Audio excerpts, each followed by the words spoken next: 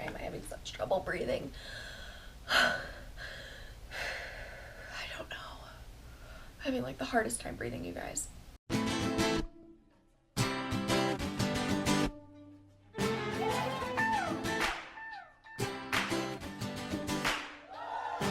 Hello everybody. As you can see, I am in yet another different location. This is because of this title of the video. I am no longer in my apartment. So basically this is pretty insane. I'm staying with some friends right now.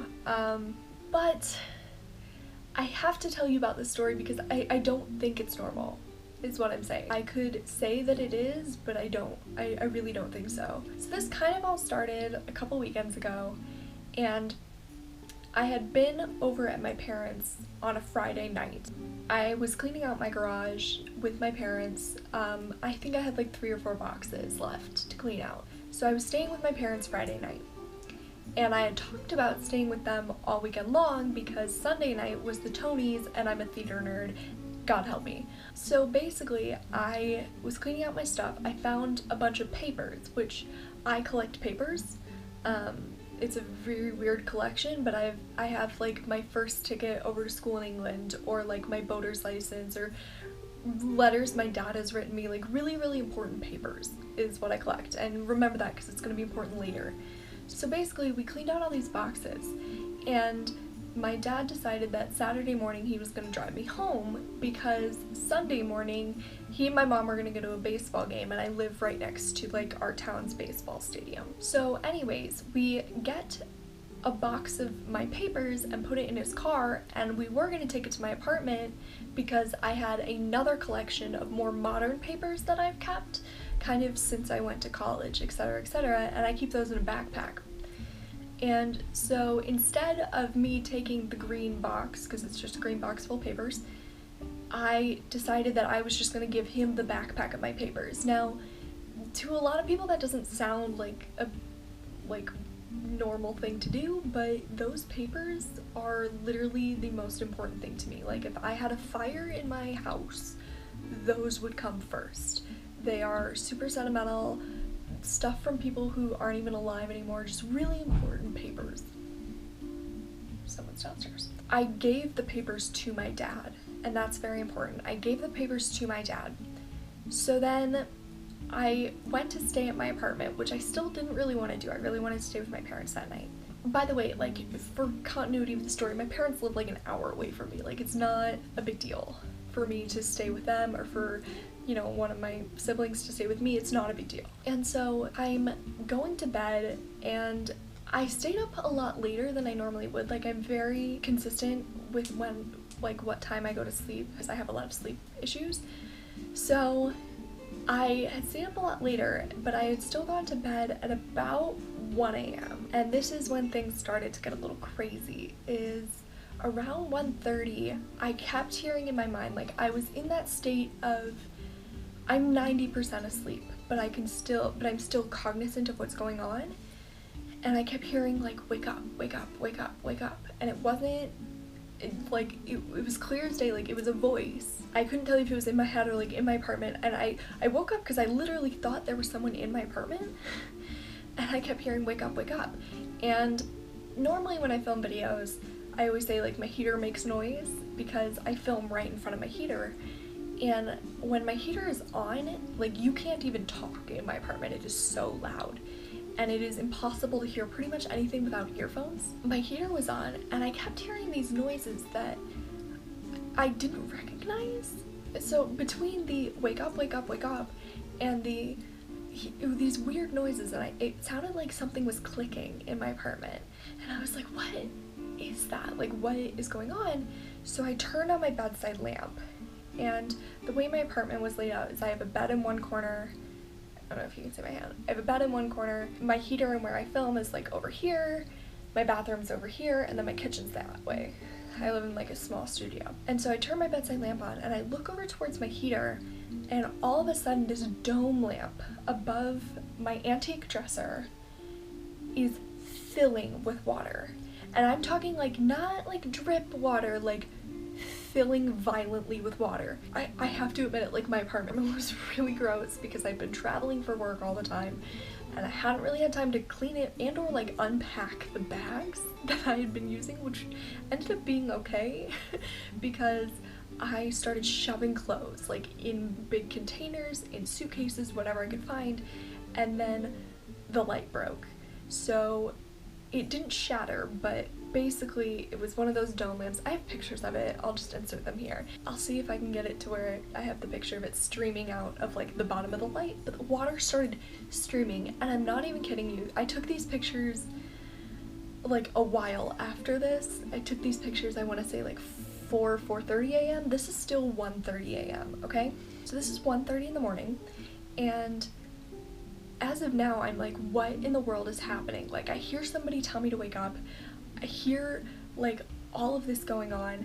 And so I start to move my antique dresser because it's really important to me. It was my mom's when she was growing up, and it was getting soaked. So I'm trying to, like, move it out of the way. And it's heavy. Like, I'm not even kidding you. It took both my father and I, and, like, we both are pretty athletic people, to get it up into my apartment, and it was miserable to move. So I'm like, I literally hulked my dresser like across my apartment, and it was another weird coincidence that thank God I had like Halloween bucket tins, which I'll also insert here, and I put them underneath. But like, who has Halloween bucket tins just lying around in their apartment? And so thank God I had those, and so I was able to put them underneath these things.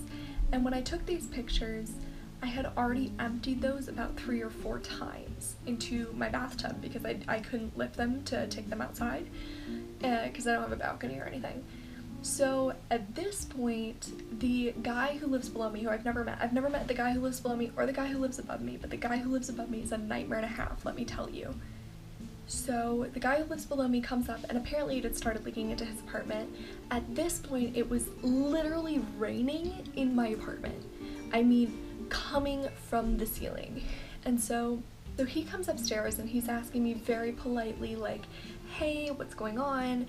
You know, is it raining in your apartment? And I'm like, dude, I don't even know if it's me. I don't know if I broke a pipe. Like, I'm so sorry. And he's like, let's go talk to the guy upstairs. Well, I don't think I've ever mentioned the guy upstairs in here, or maybe I have. Maybe I said like the guy upstairs is the worst because he's the worst.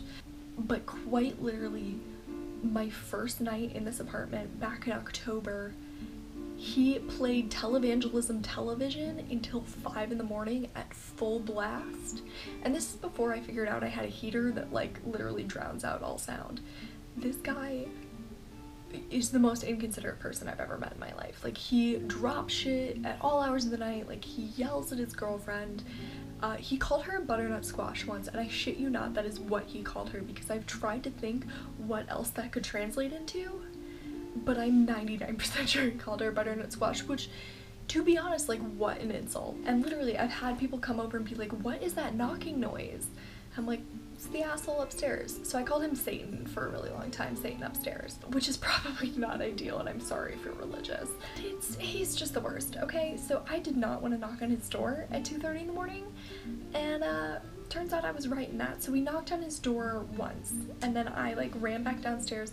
Meanwhile, also, my mother, who's the best human alive, never has her phone on at night. Like, literally has to turn it off or she won't sleep. And just this night she had it on. Like, who could have called that? And so I called her being like, I need the number of my landlord because the photo I'd taken of my lease, I didn't have it anymore. So I made her go look on her computer to see if she had the photo she took of the lease, and eventually called me back.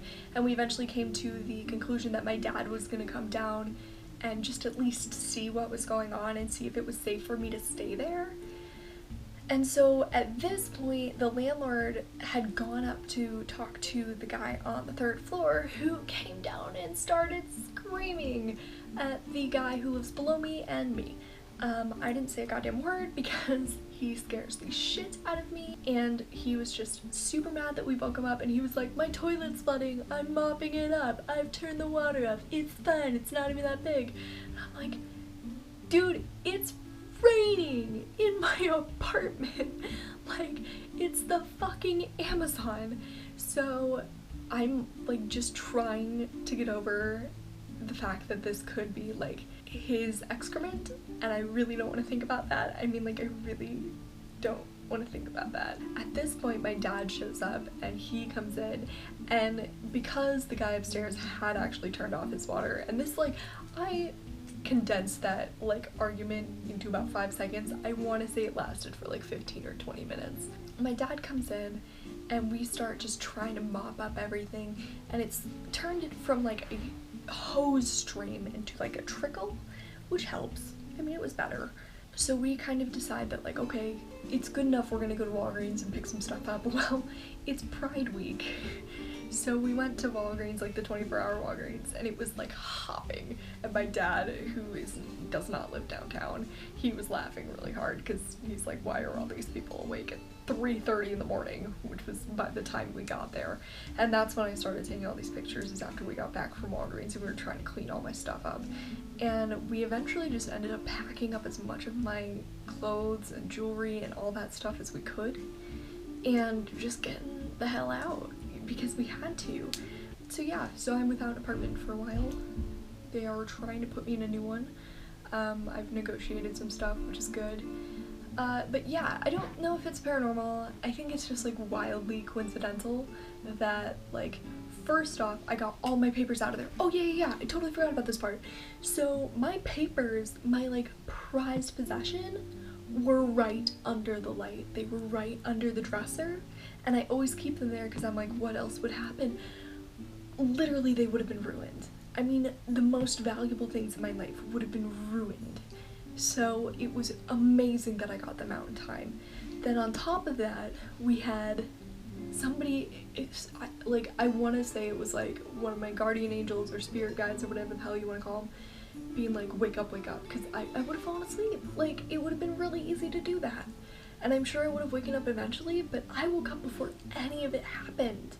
Like, I was able to get, it could have been so much worse. I was able to get all of my stuff saved. Like, a lot of my stuff was ruined, but like, it could have been so much worse. And then on top of that, my mom's phone was on, and it's never on. I mean, never. She literally has to turn it off before she goes to bed or she won't go to sleep. And so, and then on top of that, I wasn't even supposed to be in my apartment that night. I was telling my parents over and over again how much I wanted to stay with them. So it was just this like cataclysm of coincidence that, again, could be something else, but I don't believe that much in coincidence. So I think someone was watching out for me that day. And I do remember, this is so weird, I remember, like, I watch a lot of like psychic tarot stuff on YouTube because I get bored and I have a long commute. I literally remember watching, and if I can find the video I will link it below, but I don't think I'll be able to find it because I watched so many of them, that one of the psychics in the tarot said that like spirit was going to intervene to like help from something going bad, and the example that they gave was that they're going to intervene and like help you notice when somebody was trying to take your wallet or something.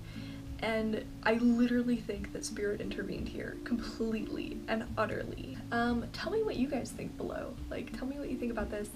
FYI, for those of you who don't know, I am still doing a Q&A. Leave questions below. I really want to give you a shout out, or you can leave questions on my Instagram. That is also acceptable. And at 1,000 subscribers, I am going to tell my scariest paranormal story. So remember to like, comment, and subscribe. Also, turn on that little bell so that you can see my lovely face every time I post a video. Not that anyone really wants that. Just know that I love all of you.